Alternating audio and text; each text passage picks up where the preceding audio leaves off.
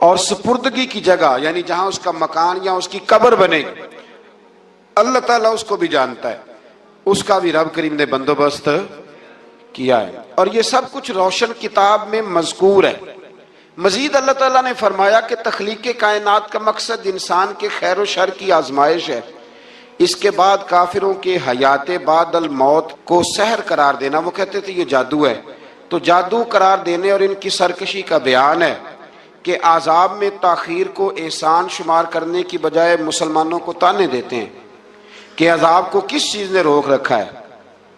آگے چل کے انسان کی خود غرضی کو بیان کیا اللہ تعالیٰ، فرمایا کہ اللہ تعالیٰ کسی انسان کو کوئی نعمت عطا کرتا ہے تو وہ اس پر شکر گزار نہیں ہوتا، لیکن اگر نعمت چھن جانے پر تو پھر نا امید اور ناشکرا ہو جاتا ہے۔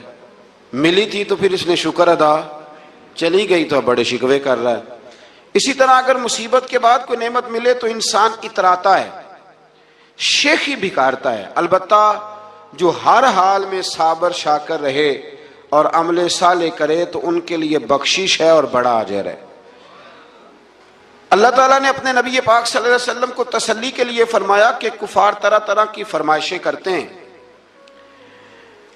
کہتے ہیں کہ آپ پر کوئی خزانہ کیوں نازل نہیں کیا گیا، آپ اور آپ کے صحابہ غربت میں وقت گزارتے ہیں تو معاذ اللہ یہ وہ طعنہ دیتے تھے کہ کوئی خزانہ کیوں نہیں نازل کیا گیا، اور آپ کی تائید کے لیے فرشتہ کیوں نہ اترا۔ آپ اس پر تنگ دل نہ ہوں، آپ کا کام تو صرف لوگوں کو عذاب الہی سے ڈرانا ہے۔ اس صورت میں بھی قرآن کریم کے کلام الہی ہونے کا انکار کرنے والوں کو چیلنج دیا گیا ہے کہ اپنے تمام حمیتیوں کو ملا لو اور قرآن پاک جیسی 10 صورتیں بنا کے دکھاؤ، لیکن بنا سکتے؟ آیت نمبر 15 میں ارشاد فرمایا کہ دنیا اور اس کی زینت کے طلبگاروں کو ان کے اعمال کا اجر اسی دنیا میں مل جائے گا، لیکن آخرت میں پھر ان کا کوئی حصہ نہیں ہوگا، اجر آخرت کے اعتبار سے ان کے اعمال باطل ہو جائیں گے۔ آیت نمبر 17 میں قرآن کی حقانیت کا انکار کرنے والوں کے لیے نار جہنم کی وعید کا ذکر ہے، اور قرآن کے اللہ کی جانب سے حق ہونے اور بغیر کسی شک کے اس پر ایمان لانے کا ذکر ہے۔ اس کے بعد اللہ تعالیٰ پر جھوٹ باندھنے والوں اور اللہ کے رستے سے روکنے والوں کا ذکر کیا گیا کہ قیامت کے دن ان پر گواہ پیش ہوں گے کہ یہ اپنے رب پر جھوٹ باندھتے تھے، اور ان پر اللہ کی لعنت، ان کے لیے دوہرے عذاب اور آخرت میں ان کی یقینی ناکامی کا ذکر ہے۔ یہاں ایک بات آپ سے بھی عرض کروں، ہم بھی کئی دفعہ نا بھولے پن میں کہہ دیتے اللہ نے یہ بھی تو فرمایا نا جی قرآن میں، تو جب تک آپ پڑھ نہیں لیتے یا سن نہیں لیتے تب تک یہ جملہ بولنے کی ضرورت ہے۔ اسی طرح نبی پاک علیہ السلام نے فرمایا جس نے مجھ پر جھوٹ باندھا، جھوٹی حدیث بیان کی، وہ میں نے کہا ہی نہیں تھا پر اس نے جھوٹی حدیث بیان کی، تو حضور فرماتے اس نے حدیث نہیں سنائی بلکہ اپنا جہنم کے اندر مکان بنا لیا ہے۔ تو قرآن و سنت کے معاملے میں جس چیز کا علم نہ ہو، جس کی پوری خبر نہ ہو، آپ اس کے حوالے سے کوئی بات کر سکتے؟ احتیاط کریں، بہت احتیاط کریں۔ آیت نمبر 23 میں بتایا کہ جو ایمان لائے اور جنہوں نے نیک کام کیے اور اپنے رب کے حضور عاجزی کی تو یہ لوگ ہمیشہ جنت میں رہیں گے۔ مزید فرمایا کہ مومن اور کافر کی مثال ایسی ہے جیسے اندھا اور بینا، مومن گویا دیکھنے والا ہے اور کافر گویا اندھا ہے اور بہرا اور سننے کی صلاحیت رکھنے والا۔ آیت نمبر 25 سے 23 تک میں پھر حضرت نوح علیہ السلام اور ان کی قوم کے حالات بیان ہوئے کہ نوح علیہ السلام نے جب اپنی قوم کو توحید کی دعوت دی اور انکار پر عذاب الہی سے ڈرایا تو قوم کے سرداروں نے ان سے کہا، بھلا کیا کہا؟ کہنے لگے آپ تو ہم جیسے بشر ہیں، تو ہماری طرح ہی ہیں آپ، اور آپ کے پیروکار پسماندہ یعنی غریب لوگ ہیں اور کم عقل لوگ ہیں، ہماری رائے میں آپ کو معاذ اللہ ہم پر کوئی فضیلت حاصل نہیں، بلکہ معاذ اللہ ثم معاذ اللہ۔ کہنے لگے آپ تو جھوٹے ہیں، اللہ کے نبی کو کہہ رہے ہیں معاذ اللہ، استغفر اللہ۔ نوح علیہ السلام نے جواب دیا کہ میں اپنے رب کی جانب سے واضح دلیل رکھتا ہوں اور اس نے مجھے رحمت سے نوازا ہے، لیکن تم میرے مقام کو سمجھنے کی صلاحیت نہیں رکھتے، تم اتنی صلاحیت رکھتے نہیں ہو، اور پھر ارشاد فرمایا کہ میں تم سے دعوت حق کے صلے میں کسی اجر کا طلبگار نہیں ہوں، اور نہ ہی میں اہل ایمان کو اپنے پاس سے دھتکارنے والا ہوں، اور میں نے یہ دعویٰ بھی نہیں کیا کہ میرے پاس اللہ کے خزانے ہیں، اور نہ میں از خود غیب جاننے والا ہوں، اور نہ ہی میں یہ کہتا ہوں کہ میں فرشتہ ہوں، نہ میں یہ کہتا ہوں کہ جن لوگوں کو تم اپنی نظروں میں حقیر جانتے ہو اللہ انہیں خیر سے نہیں نوازے گا۔ فرمایا یہ ٹھیک ہے کہ اللہ بشروں میں سے رسول بناتا ہے، پر جسے بناتا ہے پھر اسے بڑی شانیں عطا فرماتا ہے۔ پہلے دن سے انسان کا یہ مسئلہ ہے، پہلے دن سے انسان کا یہ مسئلہ ہے کہ وہ کہتا ہے میں انسان سے ہدایت حاصل کروں، لیکن رب نے بھی قانون بنایا ہے کہ اللہ تبارک و تعالیٰ بندے پر ہی وحی فرماتا ہے، فرشتوں اور جنوں کو اللہ نے اس منصب کے لیے منتخب نہیں فرمایا۔ قوم نوح نے کہا کہ آپ نے ہم سے بہت بحث کی معاذ اللہ، پس جس عذاب سے آپ ہمیں ڈرا رہے ہیں وہ لے آئیے۔ تو نوح علیہ السلام نے کہا کہ اللہ چاہے گا تو تم پر عذاب بھی آ جائے گا۔ آیت نمبر 37 سے 47 میں بتایا کہ اللہ تعالیٰ کی طرف سے نوح علیہ السلام کو حکم ہوا کہ ہماری نگرانی میں اور ہماری وحی کے مطابق آپ کشتی بنائیے، اور ظالموں کے بارے میں ہم سے کوئی بات نہ کریں۔ حضرت نوح کی خواہش تھی کہ یا اللہ انہیں بھی معاف کر دے، فرمایا یہ ظالم ہے تو میرے نبی ان کے بارے میں مجھ سے کوئی بات نہ کریں، وہ ضرور غرق ہو جائیں گے۔ پھر وہ کشتی بنانے لگے، اور جب ان کی قوم کے سردار ان کے پاس سے گزرتے تو ان کا مذاق اڑاتے۔ یہ آپ کیا کر رہے ہیں؟ آج بھی وزیر مشیر بڑے بڑے لوگ اللہ ماشاءاللہ دینداروں کا مذاق اڑاتے نہیں؟ اڑاتے ہیں کہ نہیں اڑاتے مذاق؟ یہ کن کا طریقہ ہے؟ یہ تو قرآن مجید کہہ رہا ہے کہ حضرت نوح کی قوم جو کافر تھی ان کا طریقہ ہے اہل ایمان کا مذاق اڑانا۔ تو وہ مذاق اڑانے لگے۔ نوح علیہ السلام نے کہا کہ وہ وقت آنے والا ہے کہ جب تمہارا مذاق اڑایا جائے گا، اور تمہیں پتہ چل جائے گا کہ رسوا کن عذاب کس پر آئے گا۔ اللہ تعالیٰ نے فرمایا جب ہمارا حکم عذاب آ پہنچا اور تندور ابلنے لگا، تندور سے آگ نکلا کرتی ہے، پانی نہیں نکلا کرتا، اور نوح علیہ السلام کی قوم پر جب عذاب آیا تو پانی تندور سے نکلا، تندور سے اللہ نے پانی نکالا، جہاں سے پانی نکلا نہیں کرتا، تندور ابلنے لگا۔ اللہ اکبر۔ تو اللہ تبارک و تعالیٰ نے فرمایا تو ہم نے نوح علیہ السلام سے کہا کہ آپ خود اور اپنے گھر والوں کے ساتھ اس کشتی میں سوار ہو جائیں، اور اہل ایمان کو بھی سوار کر لیں، اور ہر چیز کے جوڑے یعنی نر اور مادہ کو سوار کر لیں، اور ان کے ساتھ ایمان والے بہت کام تھے۔ حضرت نوح علیہ السلام دعائیں پڑھتے ہوئے سوار ہو گئے۔ پھر کیا ہوا؟ کشتی انہیں پہاڑوں جیسی موجوں میں لے جا رہی تھی کہ نوح علیہ السلام الگ کھڑے ہوئے اپنے بیٹے سے فرمانے لگے اے بیٹے ہمارے ساتھ کشتی میں سوار ہو جا اور کافروں کے ساتھ نہ رہو۔ اس نے یعنی نوح علیہ السلام کے بیٹے نے کہا کہ میں آپ کے ساتھ نہیں بیٹھوں گا، ابھی کوئی پہاڑ آئے گا تو میں پہاڑ کی پناہ لے لوں گا۔ اگر کسی نیک آدمی کا بیٹا کبھی غلط نکل آئے تو اس کا مطلب یہ نہیں کہ اس نے تربیت ٹھیک نہیں کی، ہاں یہ اعتراض چھوڑ دیں، اس لیے کہ نوح علیہ السلام کا بیٹا کافر ہو گیا، اور جب سیلاب نظر آیا تو اس سے کہا کہ آجا سوار ہو جا، تو کہنے لگا میں نہیں بیٹھوں گا، میں تو کسی پہاڑ کی پناہ لے لوں گا اور میں اس کے اندر چھپ جاؤں گا اور وہ پہاڑ مجھے پانی سے بچا لے گا۔ نوح علیہ السلام نے کہا آج اللہ کے حکم کے سوا کوئی بچانے والا نہیں ہے سوائے اس کے جس پر اللہ رحم فرمائے۔ پھر ان دونوں کے درمیان موج حائل ہو گئی، ایسے ایک موج اٹھی اور حضرت نوح کا بیٹا ڈوب گیا۔ اور جب حضرت نوح کا بیٹا ڈوبا اللہ کی طرف سے حکم ہوا اے زمین اپنا پانی نگل لے، اے آسمان تھم جا، پانی خوش ہو گیا، اللہ کا فیصلہ نافذ ہو گیا اور کشتی کوہ جودی پر ٹھہر گئی۔ نوح علیہ السلام نے اللہ سے التجا کی کیا میرے پروردگار میرا بیٹا اور میرے اہل سے ہے اور تیرا وعدہ سچا ہے کہ تم میرے اہل کو بچا لے گا۔ اللہ نے فرمایا نوح وہ آپ کے اہل میں سے ہے ہی نہیں، وہ آپ کے اہل میں سے ہے ہی نہیں۔ اہل میں سے وہ ہوگا جو آپ کے طریقے پہ چلے گا، جو طریقے پہ نہ چلے وہ نسل میں سے ہے ہی نہیں، وہ ختم ہو گئی بات۔ اللہ اکبر۔ اس کے اعمال ٹھیک نہیں، جس بات کی حقیقت کا آپ کو معلوم نہ ہو اس کے بارے میں سوال نہ کریں۔ تو نوح علیہ السلام نے اللہ تعالیٰ سے اپنی اس اجتہادی خطا پر مغفرت اور رحم کی دعا کی۔ پھر طوفان نوح تھم جانے کے بعد وہ سلامتی کے ساتھ اتر گئے۔ اجتہادی خطا میں نے ایک لفظ بولا ہے، یہ اجتہادی خطا کا مطلب یہ ہے کہ بعض اوقات انبیاء سے ایسی باتیں سرزد ہو جاتی ہیں کہ جو تعلیم امت کے لیے ضروری ہوتی ہیں، تاکہ لوگوں کو پتہ چل جائے کہ اللہ کی بارگاہ میں توبہ کیسے کرنی۔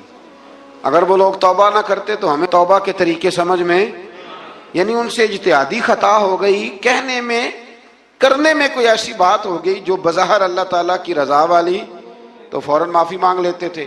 لیکن اب امتی اٹھ کے کہے کہ نبی گناہ گار ہے معاذ اللہ۔ حضرت آدم نے دعا مانگی تھی نا، ربنا ظلمنا انفسنا، اے اللہ ہم نے اپنی جانوں پر ظلم کیا، انہوں نے کہا تھا۔ تو اگر کوئی بندہ حضرت آدم کو ظالم کہے گا تو کافر ہو جائے گا، تو اگر وہ کہے کہ وہ تو خود کہہ رہے ہیں، ایک بندہ اڑ جاتا ہے، کہتے ہیں تو خود کہہ رہے ربنا ظلمنا، تو خدا کے بندے وہ اللہ کے نبی ہیں، وہ رب سے کہہ رہے ہیں، وہ عاجزی کے طور پر کہہ رہے ہیں۔ کچھ لوگ اڑ جاتے کہتے ہیں خود حضور نے کہا ہے جی انا بشر مثلکم، میں تمہاری طرح کا بشر ہوں، خود نبی پاک نے کہا ہے۔ عجیب بیوقوف بندے ہو، نبی کریم تو کہہ سکتے ہیں پر امتی اٹھ کے نہیں کہہ سکتا۔ اس نے تو کہنا ہے وہ حبیب اللہ ہے، اس نے تو کہنا ہے وہ قیامت میں شفاعت کرنے والے ہیں، امتی نے تو کہنا ہے وہ سارے نبیوں کے سردار ہیں، وہ امام الانبیاء ہیں۔ امتی وہ لفظ ادا کرے گا جو اس کے بنتے ہیں۔ اب کوئی بندہ اٹھ کے کہہ دے دیکھے نا، ایک بہت بڑا عالم تقریر کرتے ہوئے کہے جی میں تو ان پڑھ آدمی ہوں، تو اس کا شاگرد کہے کہ استاد جی قسم اٹھائے ہاں آپ نے تقریر میں کہا نہیں میں ان پڑھ ہوں، آپ تو ان پڑھ ہے، تو یہ بات ادب ہے کہ بے ادبی ہے؟ چلیں اس سے آگے چلتے ہیں، یہ بھی ذرا مشکل سے سمجھ میں آئے گی۔ ایک اور بات جو جلدی سمجھ میں آ جائے گی، ایم این اے جب اعلان کرتا ہے، تقریر کرتا ہے، الیکشن لڑتا ہے، تو کہتا نہیں میں قوم کا خادم ہوں، کہتے ہیں نا کہ میں قوم کا خادم سے آپ کیا کچھ کراتے ہو؟ سارے کام کراتے ہیں نا۔ خادم کو بندہ یہ بھی کہہ لیتا ہے کہ جھاڑو دے دے گلی میں، کہتے ہو کہ نہیں کہتے؟ تو اس نے بھی تو سپیکر میں کہا میں خادم ہوں، کہو اس سے کہ جھاڑو دے گلی میں آگے، پھر پتہ کیا حال ہوگا؟ جھاڑو تو نہیں آئے گا اور ہو سکتا ہے کچھ ہے آ جائے۔ تو اس لیے اب کوئی بندہ کہے جی انہوں نے خود کہا ہے، تو ایک کچھ پوری جماعت ہے لوگوں کی جو بات کو سمجھتی نہیں، کہتے ہیں خود کہا ہے میں بشر ہوں، انہوں نے خود کہا ہے میں غیب نہیں جانتا، انہوں نے خود کہا ہے میرے پاس خزانہ کوئی نہیں، انہوں نے خود کہا ہے میرے پاس کوئی شے نہیں۔ تو اس لیے آپ سمجھیں کسی کے لفظوں پر اگر آپ گرا لگا کے بیٹھیں گے تو پھر اس سے بے ادبی ہوگی۔ تو نوح علیہ السلام نے اللہ سے اپنی اجتہادی خطا کی معافی مانگی۔ اب حضرت نوح کو کوئی خطا کار کہے گا تو بہت بڑا مجرم بن جائے گا، اس لیے کہ وہ اللہ کے نبی ہیں۔ آیت نمبر 50 میں قوم عاد کا ذکر ہے، اور ان کی طرف دعوت توحید دینے کے لیے اللہ تعالیٰ نے حضرت ہود علیہ السلام کو بھیجا۔ ہود علیہ السلام نے قوم سے کہا کہ میں تم سے کسی چیز کا اجر طلب نہیں کروں گا، میرا اجر میرے اللہ کی بارگاہ میں ہے، پاس تم اپنے رب سے بخشش مانگو، پھر اس کی بارگاہ میں توبہ کرو، اللہ تعالیٰ تم پر موسلا دار بارش برسائے گا اور تمہاری قوت میں اضافہ فرمائے گا۔ قوم عاد نے دعوت حق کو رد کیا اور ایمان نہ لائے، بلکہ ہود علیہ السلام پر طنز کیا۔ وہ کہنے لگے کہ ہمارے تو معبودوں نے، ہمارے بتوں نے معاذ اللہ آپ کو پاگل بنا دیا ہے، آپ کو مجنون بنا دیا ہے۔ الٹا حضرت ہود کو کہنے لگے اس لیے آپ ایسی باتیں کرتے ہیں۔ ہود علیہ السلام نے کہا میں اللہ کو گواہ بناتا ہوں اور تم بھی گواہ رہنا کہ میں تمہارے شرک سے بری ہوں، اور میں اللہ پر توکل کرتا ہوں، اور میں نے رسالت کا حق ادا کر دیا ہے۔ آیت نمبر 58 میں اللہ تعالیٰ نے فرمایا جب ہمارے عذاب کا وقت آ گیا تو ہم نے اپنی رحمت سے ہود اور ان کے ساتھ مومنوں کو نجات عطا کی۔ قوم عاد نے اللہ کی نشانیاں اور رسولوں کو جھٹلایا اور دنیا اور آخرت میں لعنت کے حقدار ہوئے۔ آیت نمبر 61 میں پھر سے حضرت صالح علیہ السلام اور ان کی قوم سمود کے حالات کو بیان کیا گیا ہے۔ حضرت صالح نے کہا ہے میری قوم اللہ وحدہ لا شریک کی عبادت کرو، اس سے بخشش طلب کرو، اس کی بارگاہ میں توبہ کرو، اس نے تمہیں زمین سے پیدا کیا ہے، اس پر آباد کیا ہے۔ جواب دیا ہے صالح ہمارے آباء و اجداد کے معبودوں کی عبادت کو روکنے سے پہلے ہمیں آپ سے بڑی امیدیں تھیں، اور اب آپ ہمیں روکنے لگ گئے ہیں باپ دادا کے دین سے، لیکن اب ہمیں آپ کی دعوت کے بارے میں شکوک ہیں۔ صالح علیہ السلام نے اپنی قوم سے کہا کہ یہ اللہ کی اونٹنی ہے اور یہ تمہارے لیے نشانی ہے، اسے چرنے کے لیے آزاد چھوڑ دو اور اسے تکلیف نہ دینا، اللہ اکبر، ورنہ تمہیں عذاب پہنچے گا۔ انہوں نے اونٹنی کی کونچیں کاٹ ڈالی۔ صالح علیہ السلام نے کہا تم صرف 3 دن اپنے گھروں میں مزے اٹھا لو، 3 दिन, फिर अल्लाह का यकीनी अजाब आएगा। फिर एक चिंगाड़ ने उनको आ दबोचा, वो अपने घरों में घुटनों के बल ऊंधे पड़े रह गए। सिर्फ सालेह अलैहिस्सलाम उनके साथ अहले ईमान इस आजाब से बचे। ये 3 कौमों का जिक्र हो गया, नूह अलैहिस्सलाम की कौम का भी, हूद अलैहिस्सलाम की कौम का भी, और हजरत सालेह। आगे अल्लाह तबारक व तआला ने आयत नंबर 69 में इस बात का बयान फरमाया कि हजरत इब्राहीम अलैहिस्सलाम के पास फरिश्ते बशरी शक्ल में आए, इंसानी शक्ल में। उन्होंने अजनबी मेहमानों के लिए बछड़े का भुना हुआ गोश्त तैयार कराया। आप यकीन करें, कुछ बातें लोग ऐसी बयान करते हैं कि जिनको ना सुन के बंदे का दिल करता है कि इस बंदे को बताएं कि यार यहाँ तो दीन सारा पढ़। एक साहब मुझे कहने लगे, जी मैं एक पीर साहब के पास गया था तो बड़ी मुरगन गिज़ाएं थी, उन्होंने मेरी बड़ी खिदमत की, पर मुझे नहीं अच्छा लगा, पीरों को चाहिए सादी रोटी रखें। मैं कह तू पीरा वास्ते लिस्ट बना खा, उन्होंने किस तरह का होना चाहिए। ये बहुत बड़ी मुसीबत है। अगर आप सादा खाना खिला दें तब भी एतराज है, अच्छा खिला दें कहते रौला है, कोई पीर चोखे मालदार, दोनों तरफ से मसला। तो कहने लगा जी नहीं, पीरों का क्या काम है, वो कड़ाइयाँ और वो सारे। तो फिर मैंने उन्हें कहा कि आप इस तरह करें, घर जाके ना तो 12वें सिपारे की तिलावत करें।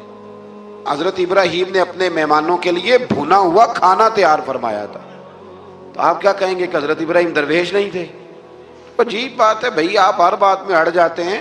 दीन हमने वो लेना है जो अल्लाह का कुरान हमें देता है और रसूलुल्लाह की हदीस हमें देती है। जब उन्होंने देखा कि मेहमान खाने की तरफ हाथ नहीं बढ़ा रहे तो उनको डर महसूस हुआ। हजरत इब्राहीम को फरिश्तों ने कहा कि हमें कौम लूत अलैहिस्सलाम के आजाब के लिए भेजा गया है।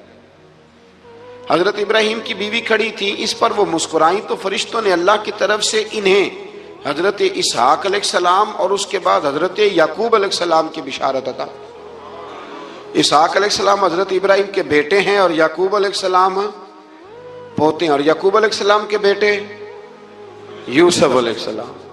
हाँ, अल्लाह अगर चाहे तो 7 नस्लों में नबुव्वत रख देता है अगर उसकी मंशा हो। तो हजरत याकूब की बिशारत दी। उन्होंने हैरत से कहा कि हम दोनों मियाँ बीवी तो बूढ़े हैं, इस उम्र में औलाद कैसे होगी? तो फरिश्तों ने जवाब दिया, ए इब्राहीम के घर वालों, तुम पर अल्लाह की रहमतें और बरकतें हों। अल्लाह की कुदरत पर तुम्हें क्यों ताज्जुब है? अल्लाह फरमाता है कि बेटे की बिशारत सुनकर इब्राहीम का खौफ दूर हो गया और फिर वो कौम लूत के बारे में गुफ्तगू करने लगे। इब्राहीम बहुत बुर्दबार, अल्लाह से आहोजारी करने वाले और उसकी तरफ रुजू करने वाले थे। अल्लाह ताला ने हज़रत इब्राहीम अलैहिस्सलाम को फरमाया, ए इब्राहीम, इस गुजारिश से आप गुरेजा रहें, इसका यकीनी फैसला हो चुका है और इन पर ना टलने वाला अजाब नाजिल हो के रहेगा। वो क्या गुनाह करते थे? लूत अलैहिस्सलाम की कौम में मैंने बताया था, मर्द मर्दों से बदफेली करते। तो हज़रत इब्राहीम ने भी अर्ज की, बार बार गुजारिश की, बहस की कि अल्लाह मेहरबानी फरमा उनका अजाब। आप देखें नबियों के हौसले कितने बड़े हैं। कौमें तंग करती हैं और तरह तरह की बातें करती हैं और पैगंबर फिर भी कहते हैं या अल्लाह मेहरबानी फरमा, ऐ अल्लाह इनसे अजाब। आयत नंबर 77 में हजरत लूत अलैहिस्सलाम की कौम की बदआमालियों और लूत अलैहिस्सलाम के अपनी कौम को बदआमालियों के बायस फरिश्तों की आमद, कौम के बदआमाल लोगों के दौड़ कर आने और हजरत लूत को उनके समझाने और उनके इनकार पर मुज़तरिब होने का जिक्र है, जिस पर फरिश्तों ने हजरत लूत को तसल्ली दी कि आप फिक्र न करें, हम आपके रब के फरिश्ते हैं, ये आप और हम तक नहीं पहुंच सकेंगे। आप रात के आखिरी हिस्से में कौम की तरफ तवज्जो किए बगैर हिजरत फरमा लें, इसलिए कि सुबह के वक्त इन पर आज़ाब आएगा। जब अल्लाह का अज़ाब आया तो उसने बस्ती के ऊपर के हिस्से को नीचे कर दिया और कौम लूत के ऊपर अल्लाह की तरफ से लगातार निशान ज़दा पत्थर बरसाए गए, लगातार पत्थर आए। आयत नंबर 84 में अल्लाह ताला ने हजरत शुएब अलैहिस्सलाम और उनकी कौम का जिक्र फरमाया है और उनके जराइम को बयान किया गया है। वो नाप तोल में कमी करते थे, दूसरों को चीज़ें कम तोल कर देते थे। अल्लाह ताला ने उनसे फरमाया कि फसाद फिल अर्द से बाज आओ और अपने से पहले सरकश उम्मतों का अंजाम देख लो। जब हजरत शुएब की नसीहतों का उन पर असर ना हुआ तो फिर अल्लाह ताला ने उन्हें भी आज़ाब से हलाक कर दिया। آیت نمبر 94 میں فرمایا کہ جب ہمارا عذاب آیا تو ہم نے اپنی رحمت سے حضرت شعیب اور ان پر ایمان لانے والوں کو بچا لیا، اور ظالموں کو ایک زبردست چنگاڑ نے پکڑ لیا تو صبح وہ اپنے گھروں میں اوندے منہ پڑے تھے، گویا وہ کبھی وہاں آباد تھے ہی نہیں۔ آیت نمبر 96 میں حضرت موسیٰ علیہ السلام کو عطا کیے جانے والے 9 معجزات کا ذکر ہے۔ پھر فرعون اور اس کے پیروکاروں کے باطل روش کے باعث ان کی ہلاکت کا بھی ذکر فرمایا، اور دنیا اور آخرت میں انہیں ملعون یعنی لعنتی قرار دیا۔ جن بستیوں کو اللہ تعالیٰ نے ہلاک کیا ان میں سے بعض کے آثار موجود ہیں اور بعض کے آثار تک معدوم ہو چکے۔ ان میں سے ہر بستی والے اپنے ظلم کے باعث ہی ہلاک ہوئے۔ اللہ تعالیٰ کسی پر ظلم نہیں فرماتا، لوگ خود اپنی جانوں پر ظلم کرتے ہیں۔ جو شخص عذاب آخرت سے ڈرتا ہے اس کے لیے اس میں نشانیاں موجود ہیں۔ آیت نمبر 106 سے اللہ تعالیٰ نے انجام کے اعتبار سے لوگوں کی 2 قسمیں بیان کی۔ 2 قسمیں فرمایا، ایک ہیں سعادت مند لوگ اور دوسرے ہیں بدبخت۔ فرمایا بدبختوں کا ٹھکانہ جہنم ہے جس میں وہ ہمیشہ رہیں گے، اور نیک بختوں کا ٹھکانہ جنت ہے، وہ ہمیشہ اسی میں رہیں گے، اور ان کے لیے اللہ کی طرف سے نا ختم ہونے والی عطائیں۔ آیت نمبر 110 میں حضور صلی اللہ علیہ وسلم کو تسلی دی گئی کہ جس طرح یہ لوگ قرآن کے بارے میں اختلاف کرتے ہیں، اسی طرح قوم موسیٰ نے تورات کے بارے میں بھی اختلاف کیا تھا، اور اللہ نے ان کے اعمال کا پورا بدلہ انہیں دیا۔ آیت نمبر 112 سے سرکشی کو چھوڑ کر احکامات دین پر استقامت اختیار کرنے اور ظالموں کے ساتھ میل جول رکھنے سے بچنے کا حکم دیا گیا ہے، اور فرمایا کہ ظالموں سے میل جول کا انجام دوزخ کی آگ ہے۔ ہم لوگ نہ شکوہ کرتے ہیں، کسی حکومت کو بنے ہوئے 6 مہینے گزرتے ہیں تو شکوہ شروع ہو جاتا ہے، حالانکہ وہ خود تو نہیں نہ بنتے، ان کو کوئی بنانے والا ہے۔ تو ظالم کا جو مددگار ہوتا ہے وہ بھی ظالم ہوتا ہے، اس لیے احتیاط کریں۔ اور یہ صرف سیاستدانوں کی بات نہیں، دنیا کے ہر معاملے میں آپ غور کریں کہ آپ کسی ظالم کے مددگار تو نہیں۔ اللہ تعالی ہمیں حق پر استقامت عطا فرمائے۔ آیت نمبر 114 میں دن کے دونوں طرفوں میں اور ابتدائی رات کے کچھ حصے میں اللہ تعالیٰ نے نماز قائم کرنے کا حکم دیا ہے۔ رات کے کچھ حصے میں بھی نماز پڑھنی چاہیے، اور یہ بھی بتایا کہ بے شک نیکیاں گناہوں کو مٹا دیتی ہیں، اور یہ نصیحت قبول کرنے والوں کے لیے نصیحت ہے۔ آیت نمبر 120 میں اللہ تعالیٰ نے فرمایا کہ ہم آپ صلی اللہ علیہ وسلم کو رسولوں کی تمام خبریں آپ کے دل کی تسکین اور تقویت کے لیے بیان کرتے ہیں، اور ان میں مومنوں کے لیے نصیحت اور عبرت ہے کہ ان ساری باتوں سے عبرت پکڑ لو۔ بچہ صرف وہی جو اللہ کے نبیوں کے طریقے پہ چلا اور نبیوں کے ساتھ رہا، باقی بچ سکے نہیں۔ اللہ تعالیٰ کی طرف سے توحید و رسالت اور وقوع قیامت کے دلائل بھی ہیں۔ آیت نمبر 123 میں فرمایا کہ آسمانوں اور زمینوں میں سب غیب اللہ ہی کے ساتھ مختص ہیں، اور ہر کام اسی کی طرف لوٹایا جاتا ہے۔ آپ اسی کی عبادت کیجئے، اسی پر توکل کیجئے، اور آپ کا رب لوگوں کے اعمال سے غافل نہیں ہے۔ اسی بارے میں نا آگے سورۃ یوسف شروع ہو رہی ہے، اس کو اللہ تعالیٰ نے کہا ہے کہ یہ بڑا پیارا قصہ ہے، احسن القصص کا، قصوں میں سونا قصہ۔ تو یہ کچھ 12ویں پارے میں اور کچھ 13ویں پارے میں ہے۔ میں نے یہ ارادہ کیا ہے کہ یہ ایک ہی دن پوری بیان کی جائے۔ ایک بزرگ کی بات لکھی جو تابعی ہیں، وہ فرماتے ہیں کہ ان بزرگوں کا طریقہ یہ تھا کہ وہ لوگوں سے چھپ کے نا پہاڑ کے پیچھے عبادت کرتے تھے، اور پوزیشن ان کی یہ تھی کہ کسی سے ملتے نہیں تھے، بالخصوص فجر کی نماز سے لے کر عصر کی نماز تک بکریاں رکھی ہوئی تھیں، ان کو چراتے رہتے تھے فرات کے کنارے اور نفل پڑھتے رہتے تھے۔ اس وقت کو ملنے بھی نہیں آتا تھا۔ ایک شخص بڑی دور سے ان کی شہرت سن کے آیا، میں نے تو ملنا ہے۔ لوگوں نے کہا وہ اس وقت نہیں ملتے، ناراض ہوتے ہیں۔ اس نے کہا اللہ کا بندہ ہے نا، ناراض ہو بھی جائے گا تو لمبا ناراض رہے گا نہیں، اللہ والے جلدی راضی ہو جاتے ہیں۔ پہنچ گئے۔ اب وہ بابا جی نماز پڑھ رہے تھے تو کہتے میں نے عجیب منظر دیکھا کہ بابا جی فرات کے کنارے نماز پڑھ رہے ہیں اور ایک بھیڑیا ان کی بکریوں کی حفاظت کر رہا ہے۔ کہتے میں حیران رہ گیا کہ بھیڑیا تو بکریاں کھایا کرتا ہے اور یہاں چرا رہا ہے۔ کہتے میں جب گیا تو بابا جی نوافل میں مشغول تھے، مجھے دیکھ کے کہنے لگا اس وقت کیوں آئے؟ میں نے کہا حضور اگر آئے گیا ہوں تو پھر مہربانی کریں قبول فرما لیں۔ میں بیٹھ گیا تو میں نے کہا حضور یہ بھیڑیا بکریاں چلا رہا ہے، بھیڑیے اور بکریے کی صلح کب سے ہو گئی؟ تو فرماتے ہیں لمبی تقریر نہیں، ہلکا سا جملہ، فرمانے لگے جب سے بکریوں کے مالک نے رب سے صلح کر لی ہے نا، تب سے بھیڑیوں نے بھی بکریوں سے صلح کر لی ہے۔ بکریوں کے مالک نے رب سے صلح کر لی، گناہ چھوڑ دیے، اس کی فرما برداری میں آ گئے، اب پھر اسے بکریاں چلانے کی ضرورت نہیں رہی، بکریاں نہ اب بھیڑیا چراتا ہے۔ کہتے ہیں میرے اوپر کپ کپی طاری ہو گئی بزرگوں کی بات سن کے، اور مجھے پیاس لگی اور خواہش آئی کہ پتہ نہیں اب بابا جی کچھ کھلائیں پلائیں گے بھی کہ نہیں، بابا جی کچھ کھلائیں گے بھی کہ نہیں۔ کہتے ہیں میرے دل میں خیال تھا تو بزرگوں نے نا ایک لکڑی کا پیالہ، ان کے پاس وہ غار میں بیٹھے تھے تو ایک چھوٹا سا پتھر تھا، اس کی ڈھلان بنی ہوئی، بابا جی نے اس کے نیچے لکڑی کا پیالہ رکھا، وہ رکھا ہی تھا تو وہ دودھ سے بھر گیا۔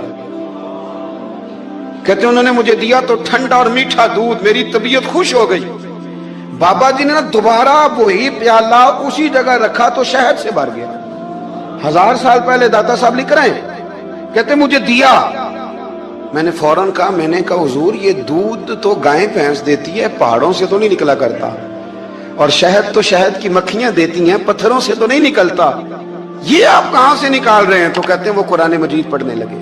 وَإِذِ اسْتَسْقَى مُوسَىٰ لِقَوْمِهِ، جب موسیٰ کی قوم نے ان سے پانی مانگا، فرمانے لگے موسیٰ کی نافرمان قوم پانی مانگے، حضرت موسیٰ پتھر پہ ڈنڈا مارے تو اللہ وہاں سے 12 چشمے جاری کر دے۔ جو رب حضرت موسیٰ کی نافرمان قوم کے لیے پتھر اور پہاڑوں سے چشمے نکال دیتا ہے نا، وہ محمد عربی کے غلاموں کے لیے پتھر اور پہاڑوں سے دودھ اور شہد بھی نکال دیا کرتا ہے۔ وہ بزرگ کہنے لگے بس بات یہ ہے کہ آج بھی ہو اگر ابراہیم کا ایمان پیدا تو آگ کر سکتی ہے اندازے گلستاں پیدا۔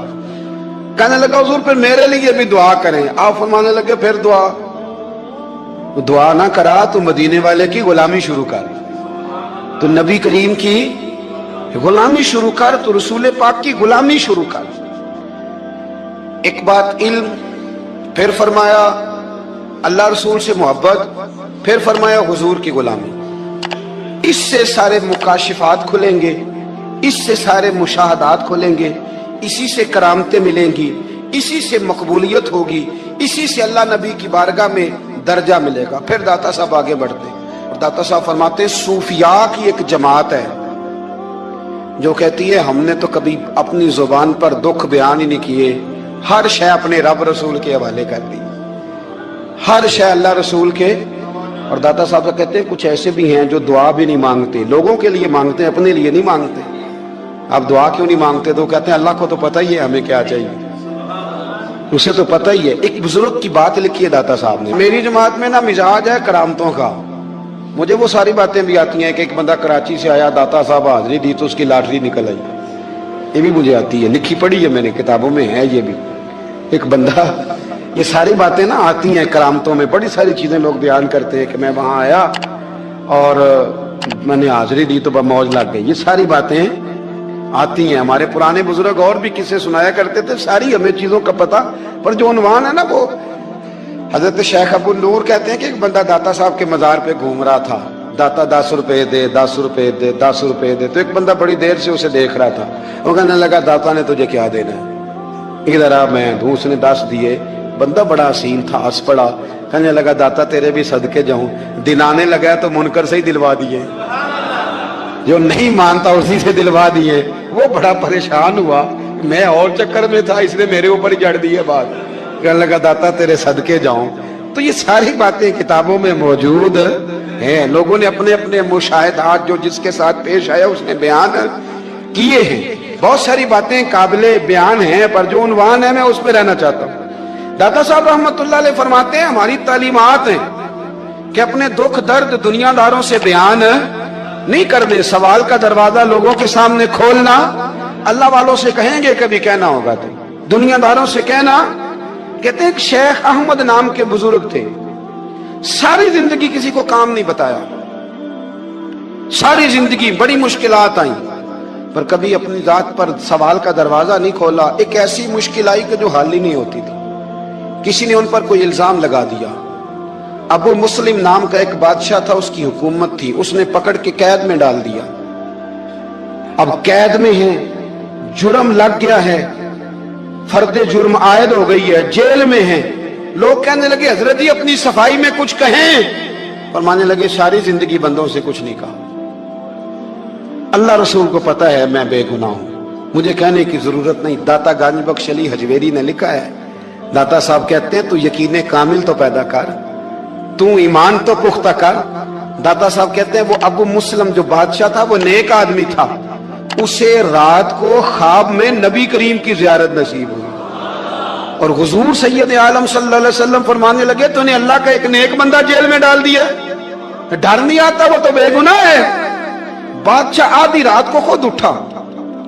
दादा साहब फरमाते हैं किसी गार्ड को नहीं भेजा, पुलिस वाले को नहीं भेजा, जेलर से नहीं, खुद गया, जाके जेल का दरवाजा खोला, दरवाजा खोल के उस दरवेश को आजाद किया, कहने लगा बाबा जाओ, मुझे पता चल गया बेगुनाह है। बाबा जी सलाम करके जाने लगे तो बादशाह फिर आगे आया, हाथ बांधे, हाथ चूमे, कहने लगा हुजूर आप बड़े नेक हैं, मेरे लिए कोई हुक्म हो तो बताइएगा, मेरे लायक को खिदमत हो तो बताइएगा। तो शेख अहमद फरमाने लगे तुझे अभी भी समझ नहीं आई, तुझे अभी भी नहीं समझ आई। कहने लगा हुजूर क्या? फरमाने लगे जो तहज्जुद के वक्त तुझे उठा के मुझे रिहा करने भेज सकते हैं वो मेरी कोई जरूरत बाकी रहने देंगे? मुझे कोई जरूरत पड़ेगी किसी और को कहने की? जो तहज्जुद के वक्त तुझे उठा के भेजते हैं कि जा खोल जाके दरवाजा, वो जरूरत रखेंगे मेरी? जरूरत मुझे रहेगी कि मैं तुझे और कोई काम, अभी में तुझे समझ नहीं आई? तो दाता अली अजमेरी रहमतुल्लाह अलैह फरमाते हैं असल में हमारी तबीयत है, हमने बंदों से दिल लगा लिया है। दिल अल्लाह रसूल से लगाओ, किसी बंदे से लगाना तो उससे लगाओ जो अल्लाह वाला हो।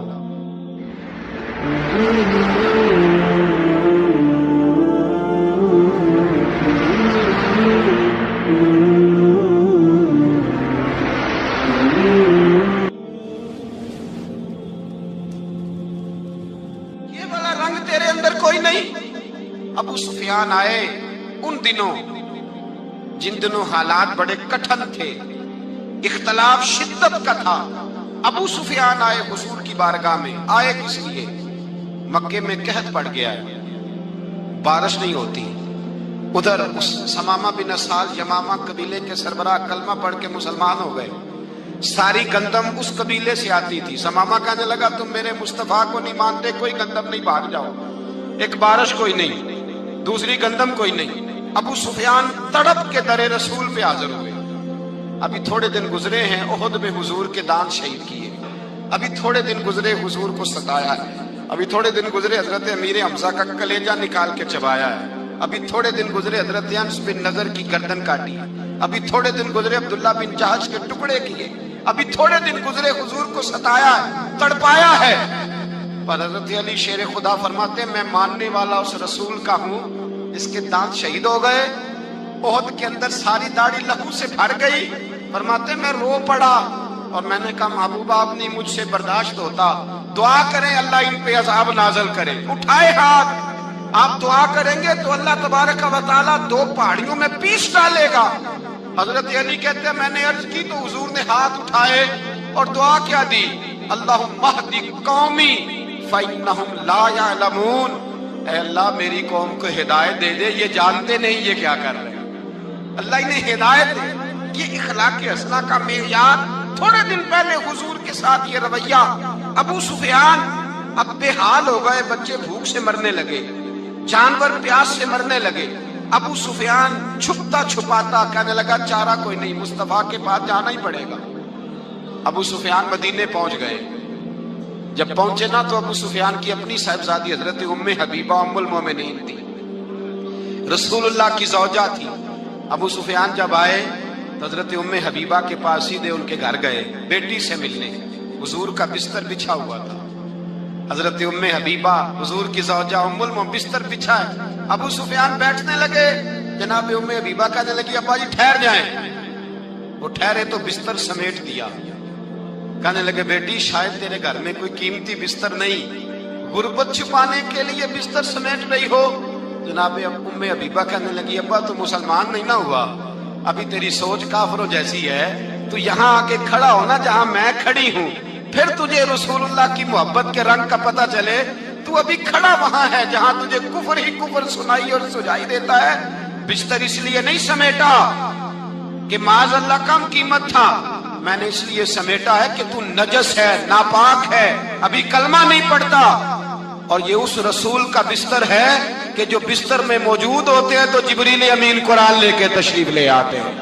ذرا وجود اس قابل نہیں کہ یہاں بٹھایا جائے۔ نبی پاک صلی اللہ علیہ وسلم کی بارگاہ تک ابو سفیان آئے۔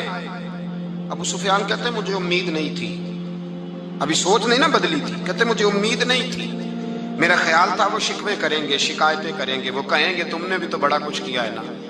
ابو سفیان کہتے ہیں میں قربان جاؤں، میں نے یہ رنگ دیکھا تو مدینے کی فضا ویسے ہی بڑی ٹھنڈی تھی، لیکن مصطفیٰ کریم کے ساتھ جب میں نے بات کی تو میرے وجود پر گریہ طاری ہو گئی، میرے اوپر کیفیت طاری ہو گئی، میں تڑپنے لگا۔ کہتے ہیں میں نے کہا محبوبہ میں آیا ہوں، آپ کا کلمہ پڑھتے ہی سمامہ نے گندم بند کر دی ہے، بارشیں رک گئی ہیں، مکے کے لوگ بھوک اور پیاس سے مرنے لگے ہیں، محبوبہ بیٹیاں روتی ہیں، یا رسول اللہ مائیں ان کی چھاتیوں میں دودھ خشک ہو گیا ہے، بچے بلکتے ہیں۔ ابو سفیان کہتے ہیں میں دشمن تھا، سارے مکے کے لوگ دشمنی کرتے تھے، لیکن جب میں نے یہ لفظ کہے نا اچانک میری نظر اٹھی تو مصطفیٰ کریم کی تو آنکھیں آنسو برسا رہی۔ کہتے میری بات بھی مکمل نہ ہوئی، حضور نے پہلے رکا منگوایا، سمامہ کے نام فرمایا پہلے تو انہیں غلہ اپنی مرضی سے دیتا تھا، اب تیرے نبی کا حکم ہے کہ پہلے سے بڑھ کر تو انہیں غلہ دینا ہے۔ اور پھر میرے مصطفیٰ نے ہاتھ اٹھائے۔ اور بھائی مشکل ہوتا ہے، مشکل ہوتا ہے، سگے بھائی کے لیے لوگ دعا نہیں کرتے، کہتے میرا شریکہ ہے، ساس بہو کے لیے بہو ساس کے لیے دعا نہیں مانگتی، کہتے اختلاف ہے، لوگ لوگوں کی زندگی نہیں مانگتے، بیماری میں شفا نہیں مانگتے۔ ابو سفیان کہتے ہیں آمنہ کے لال تیرے قربان جاؤں۔ حضور نے ہاتھ اٹھائے اور کہا اے اللہ مکے کی سنگلاخ پہاڑیوں پہ بارش برسا، اے اللہ کھیتیاں ہری کر دے، اے اللہ ماؤں کی چھاتیوں میں دودھ بھر دے، اللہ عورتوں کو تازگی دے دے، بچوں کو رانائی دے دے، پھلوں پھولوں کو تازگی دے دے۔ ابو سفیان کہتے پہلے حضور رو رہے تھے اور جب نبی پاک کی دعا دیکھی تو میں نے رونا شروع کر دیا، میں نے رونا شروع کر دیا۔ کہتے واپس آیا تو وہ احساس کہ یار یہ میں کس شخص سے مل کے آیا ہوں، یہ کس قسم کے آدمی سے مل کے آیا ہوں، یہ کیسا رنگ ہے، یہ کس قسم کا انداز ہے کہ جس کو میں پتھر مارتا رہا وہ میرے لیے دعائیں لے کے بیٹھا ہوا ہے، جس کو ساری زندگی ستایا ہے وہ میرے بچے کے لیے روتا ہے، میری بیٹی کے لیے اس کی آنکھ میں آنسو ہیں، وہ ہمارے لیے تڑپ رہے ہیں۔ میرے بھائیوں ابو سفیان کہتے ہیں پھر دوسرا جلوہ میں نے تب دیکھا جب حضور مکے آئے، اور میں تو آخر تک لڑنے آیا تھا نا حدیبیہ تک۔ کہتے ہیں جب رسول پاک مکے آئے اور حضور نے اعلان معافی کیا تو بنتا تو یہ تھا کہ مجھے سزا ملتی، لیکن میرے مصطفیٰ کریم نے فرمایا جو ابو سفیان کے گھر میں چلا جائے گا میں اسے معاف کر دوں گا۔ کہتے ہیں میں نے کہا یہ میرے لیے کس قسم کی سزا تجویز کی ہے کہ میں عمر بھر دشمنی کرتا رہا اور یہاں رنگ عجیب ہے۔ حضور نے میرے لیے ہی اعزاز لکھ دیا، فرمایا جو ابو سفیان کی حویلی میں داخل ہو گیا میں نے معاف کیا۔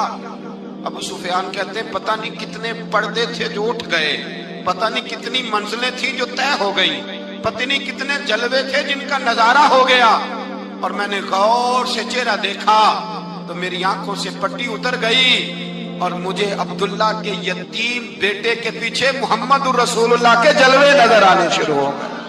اخلاقی قدریں جب موجود رہتی، یہاں تو لوگ مرے ہوئے شخص کو مارتے ہیں، یہاں تو سڑک پر کتنی کراوٹ ہے اور کتنا گر گیا ہے، اخلاق ان لوگوں کا ایکسیڈنٹ ہو گیا ہے، ٹرین کی پٹری سے اتر گئی ہے، چیخ و پکار ہے، آہیں ہیں، تڑپنا ہے، رونا ہے، سسکیاں ہے، ماں کا بازو کٹا ہے پر وہ چیختی ہے ذرا میرے بیٹے کا پتہ کرو، باپ کی آنکھوں میں ریت پڑ گئی ہے پر وہ تڑپتا ہو میرا بیٹا تھا، چیخ و پکار ہو رہی ہے۔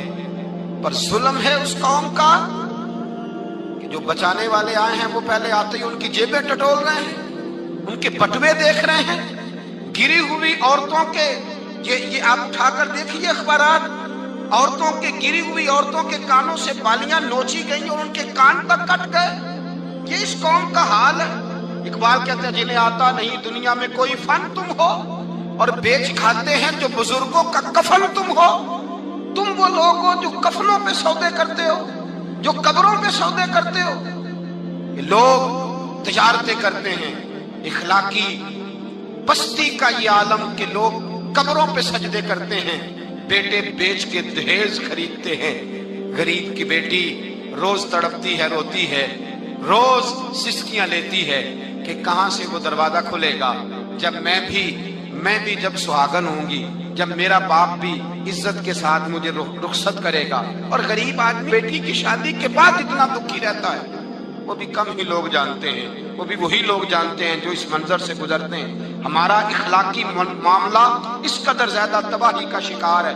میرے مصطفیٰ کریم سید عالم نور مجسم صلی اللہ علیہ وسلم جذبات کا خیال رکھتے، احساسات کا خیال رکھتے، تصورات کا. او بھائی، اس سے بڑا اخلاق کا مظاہرہ کہاں سے لینے جاؤ گے؟